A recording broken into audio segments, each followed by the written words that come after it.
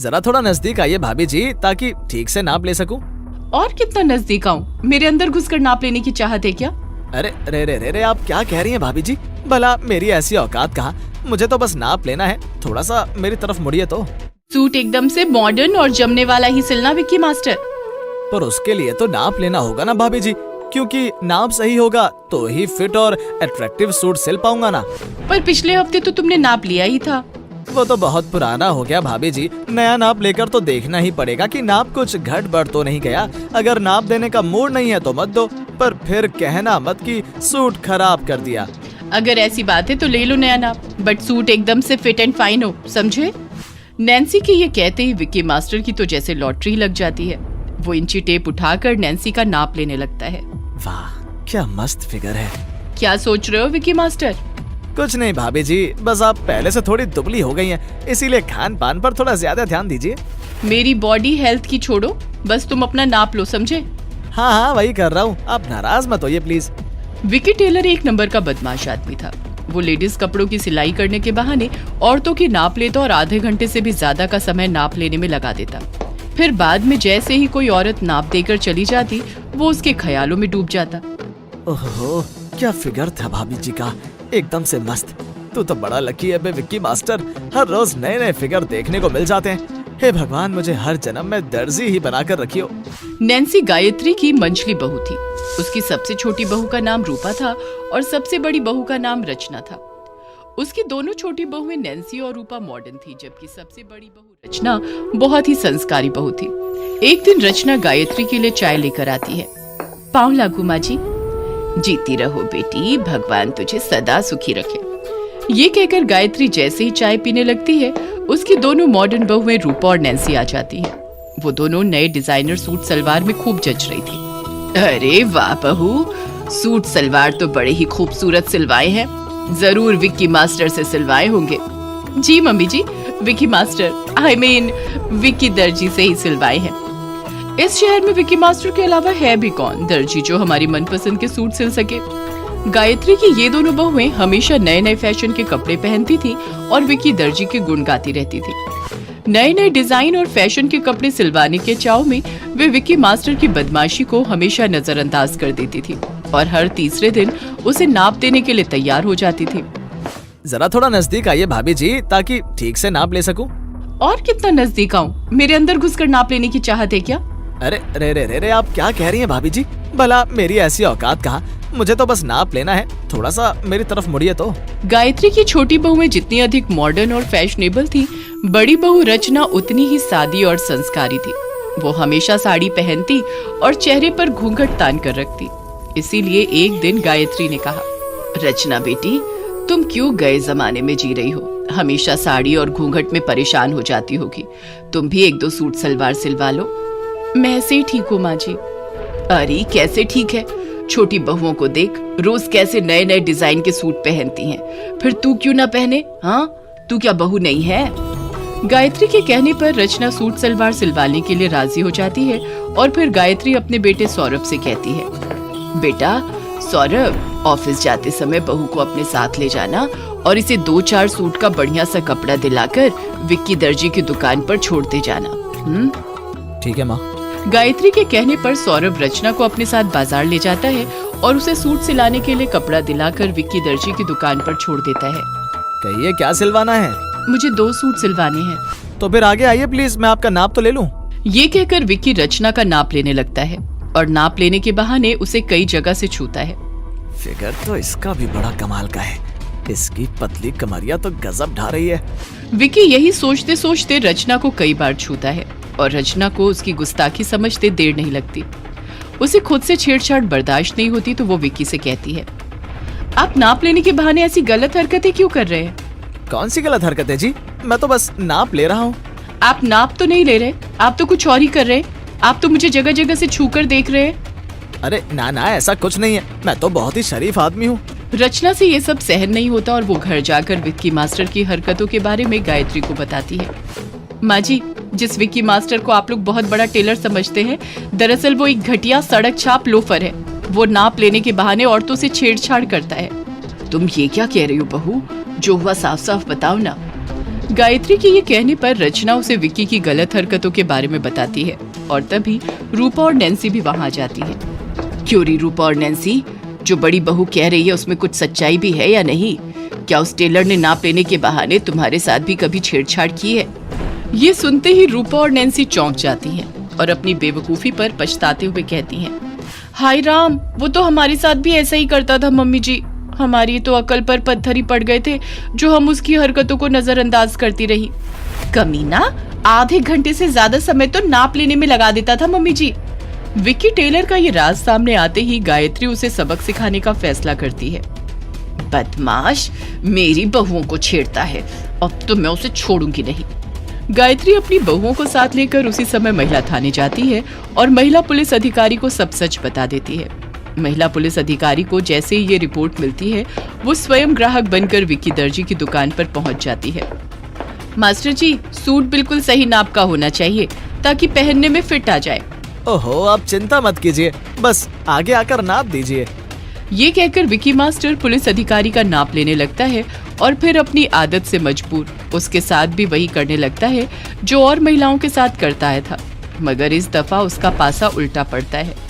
जैसे ही वो महिला पुलिस अधिकारी के साथ छेड़छाड़ करता है, वो उसके गाल पर जोरदार तमाचा जड़ देती है। बदमाश, टेलरिंग की आड़ में महिलाओं से छेड़छाड़ करता है, तू जानता भी है मैं कौन हूँ?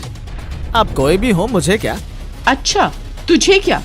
एक बार थाने चल, फिर तेरी हड्डी पसलियां तोड़कर बताती हूँ कि मैं कौन हूँ। ये कहकर महिला पुलिस अधिकारी द्वारा विक्की दर्जी को गिरफ्तार कर हवालात में डाल दिया जाता है और इस तरह उसकी अक्ल ठिकाने आ जाती है। वो अपनी गलत हरकतों पर पछतावा करता रह जाता है। तू बिना कपड़ों के नहा रही है तो तुझे शर्म नहीं आ रही है, और कपड़े पहनकर नहाने में शर्म आएगी। सामने परियां आ रही हैं। विमलेश बाबू, ये लड़की कौन है जिसने स्विमिंग कॉस्ट्यूम पहना हुआ है? अरे शर्मा जी की बहू है, शहर की छोरी है। क्या बात है, आज हम इसका ही वीडियो बनाएंगे, गांव का तालाब विद शहरी तड़का। रीता, वो लोग कौन है? बड़े आवारा लग रहे हैं। मुझे लग रहा है कि वो हम दोनों का वीडियो बना रहे हैं। छोड़ो भाभी, ये रोज की बात है। ये जमींदार का लड़का है जो अपने दोस्तों के साथ रोज यहाँ आता है। इसे मजा चखाना ही होगा। रीता, यहाँ बाथरूम कहाँ है? मुझे नहाना है। भाभी, हम सब गांव के तालाब में नहाते हैं। अरे ये गांव है गांव, यहाँ तुम्हें बाथरूम नहीं मिलेगा। तुम तो लकी हो कि पापा ने टॉयलेट बनवाया हुआ है। ओह माय गॉड, तालाब तो ओपन होता है, वहाँ कैसे नहा सकते हैं? तुम लोग को कोई दिक्कत नहीं होती? रीता का चेहरा उतर जाता है, लेकिन फिर भी वो हंसते हुए कहती है, अरे भाभी, आप तो इसे स्विमिंग पूल समझो। गांव की सभी औरतें इसे स्विमिंग पूल में नहाने का मजा लेती हैं। Very funny. एनीवेज, कोई ऑप्शन तो नहीं है, तो फिर चलो। सौम्या अपना स्विमिंग कॉस्ट्यूम पहनकर तालाब में कूद जाती है। गांव की औरतें थीं, उसे देखकर बातें करने लगती हैं। हाय दैया, ये क्या? शर्मा जी की बहू ये क्या पहनकर नहा रही है? गौरी भाभी, शहर के चोचले हैं, तुम न समझोगी। अरे भाई, नहाने के लिए कपड़े तो उतारने ही पड़ेंगे। तुम लोगों ने भी तो नहाने के लिए कपड़े उतारे हैं। हाय रीता, बहुत मजा आ रहा है। तालाब का पानी तो काफी फ्रेश लग रहा है। मुझे भी नहाना है भाभी, मैं भी आती हूँ। रीता नहाने की तैयारी करने लगती है और बाकी गांव की औरतों की तरह अपने शरीर पर एक कपड़ा बांध देती है। ये क्या, तेरे पास स्विमिंग कॉस्ट्यूम नहीं है? मेरे बैग में एक और कॉस्ट्यूम रखा है, तू उसे पहनकर आ जा। छी छी, मैं ये नहीं पहन सकती भाभी, मुझे तो बड़ी शर्म आएगी। कमाल है, तू बिना कपड़ों के नहा रही है तो तुझे शर्म नहीं आ रही है, और कपड़े पहनकर नहाने में शर्म आएगी। वाह वाह, तुम गांव वाले। ओके। जमींदार साहब का लड़का अपने दोस्तों के साथ बैठा हुआ गांव में नहाती हुई औरतों को देख रहा था। क्या बात है, लगता है हम लोग परिवेश में पहुंच गए। सामने परियां आ रही हैं। विमलेश बाबू, ये लड़की कौन है जिसने स्विमिंग कॉस्ट्यूम पहना हुआ है? अरे शर्मा जी की बहू है, शहर की छोरी है। क्या बात है, आज हम इसका ही वीडियो बनाएंगे, गांव का तालाब विद शहरी तड़का। रीता, वो लोग कौन है? बड़े आवारा लग रहे हैं। मुझे लग रहा है कि वो हम दोनों का वीडियो बना रहे हैं। छोड़ो भाभी, ये रोज की बात है। ये जमींदार का लड़का है जो अपने दोस्तों के साथ रोज यहाँ आता है। इसे मजा चखाना ही होगा। कल इसका नशा उतार लूंगी। अगले दिन सभी औरतें फिर नहाने के लिए तालाब पर जाती हैं। विमलेश पहले से ही अपने दोस्तों के साथ वहां बैठा हुआ था। मिस्टर, ये औरतों के नहाने की जगह है, यहाँ पर आपका कोई काम नहीं है। अरे भाभी जी आप आराम से नहाइए, हम तो आपकी रखवाली के लिए यहाँ बैठे हैं, आपके लक्ष्मण। चलो भाभी चलते हैं, बेकार में किसी के मुंह मत लगो। देखिए कितनी समझदार है आपकी ननद, जानती है अगर इसने मुंह खोला तो आप सबके वीडियो यूट्यूब पर वायरल हो जाएंगे। रीता सौम्या को खींचती हुई वहां से ले जाती है। भाभी ये लोग बहुत खतरनाक है, इनसे मत उलझिए। आभा भाभी ने इनसे उलझने की हिम्मत की थी तो इन्होंने उनको बर्बाद कर दिया। मुझे सच सच बता क्या हुआ था? तू इतनी डरी हुई क्यों है? कोई ना कोई बात जरूर है। भाभी, हम गांव की औरतें जब भी यहाँ पर नहाने आते तो ये विमलेश और उसके दोस्त तरह तरह के भद्दे मजाक करते। आभा भाभी ने इसकी शिकायत मुखिया जी से कर दी। मुखिया जी, हम गांव की बहू बेटियां हैं। जमींदार साहब का बेटा महिलाओं के नहाने के तालाब के पास बैठकर भद्दे मजाक करता है।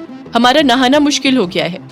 मुखिया जी ने पंचायत रखी, लेकिन अगले दिन जब मैं अपनी सहेलियों के साथ तालाब पर नहाने आई तो उन्होंने हम सबके कपड़े छुपा दिए।